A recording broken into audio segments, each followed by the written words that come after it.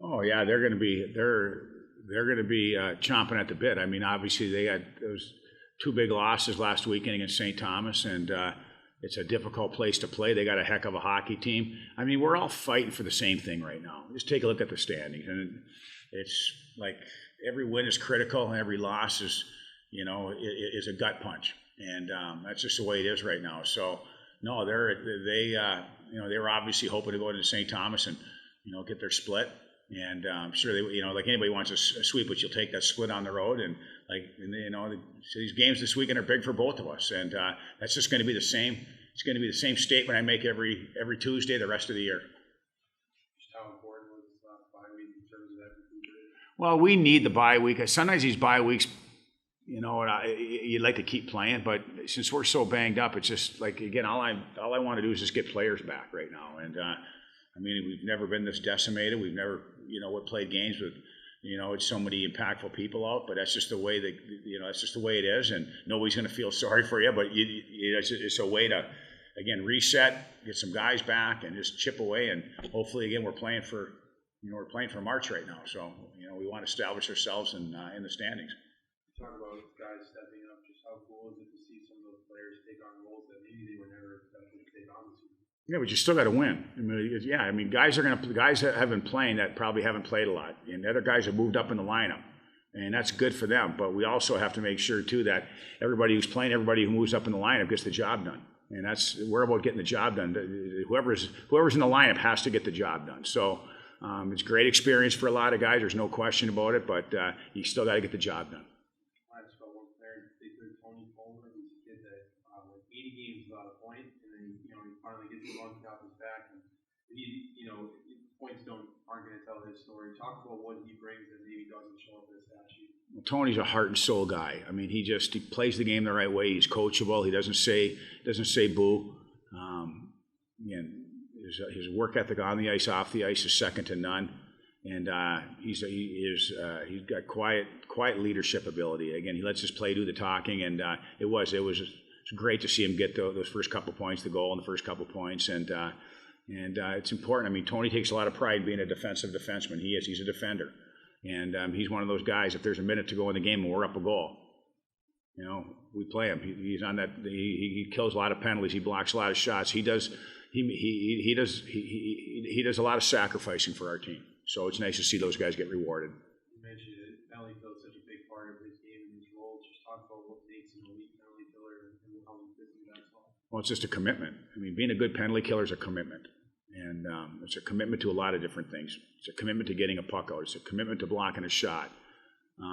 It's a commitment to be on the right side of the puck. It's a commitment to be aggressive, win foot races, win battles. I mean, there's just a lot of things that go with it. Oh, I mean, yeah, after a bye week, all the guys are kind of antsy to get back going and see how tight the league is. And 2 wins this weekend could put us in first place. So guys are really excited about this. How important was this bye week to kind of just get some strength back and recuperate a little bit? Yeah. I mean, it's always nice to get a bye week to recover and get the mindset back to where we want it. And obviously, to smooth out the details of our game. So it was definitely good for us. Before the holiday break, you got your first point. How good did it feel to get the monkey off that? Yeah, I mean, it was nice. With my way I play, I'm not really looking for points, but it's obviously always nice to get the first one, and it was a good feeling. You're on a little bit of a heater too. You got 3 in the last 5 games. Is it just kind of the pop up on your way? Yeah, I mean, I think if you play simple and play the right way, those points are going to come. So, I mean, with the way I'm playing and just playing simple and keeping my game, and guys are putting the puck in the back of the net for me, so that's good. Talk about your play style. Obviously, it's a defenseman kind of play style, but just talk about the impact you can make that doesn't show up on the score sheet. Yeah, I mean, blocking shots, playing the PK, and just making the first breakout pass, a clean one, and trying to get that puck to the O-zone is how I can benefit this team. So when obviously we both in Bolton, that's a lot of your points from the one that go up. You can see guys kind of step up a little bit more and contribute offensively. How do you guys balance that while not trying to give up some of your responsibilities that you have? Yeah, I mean, we just in the locker room coach was just saying, just play your game and play the best that you can. You're not going to change who you are. You're not going to be a Kyle Loft. You're not going to be a Paul Camp. Just play your game the best you can, and it'll turn into good things. So this is obviously a big weekend, right? And it's every weekend, and league play is going to be a big one. But how often do you guys know what's going on? Is it you just know how the other games are going after a Friday night game, or is it just kind of focusing on what you guys do first? Talk about that process.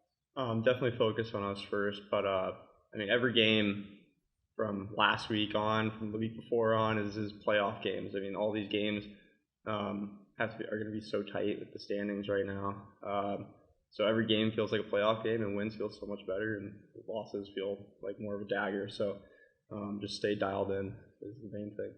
You talked about doing some of the little things like blocking shots, taking the right passes. When you think back to some of your first games here, who did you look up to or kind of learn from a little bit to hone in on those things? I think Luft and Krill and Brad Johnson were guys I looked up to. Knowing Brad from St. Louis, he made me feel comfortable. So watching him and the way he played, I kind of looked after those three guys. So. And talk about just maybe something like, do you kind of hope to be an example for other kids that come through here and kind of pass on that tradition a little bit too? Yeah. I'm always looking to be a role model for those younger guys and play the right way. That's what you have to do in this league, because if you make one mistake, it turns back in your head. So playing safe is a good thing for the defenseman.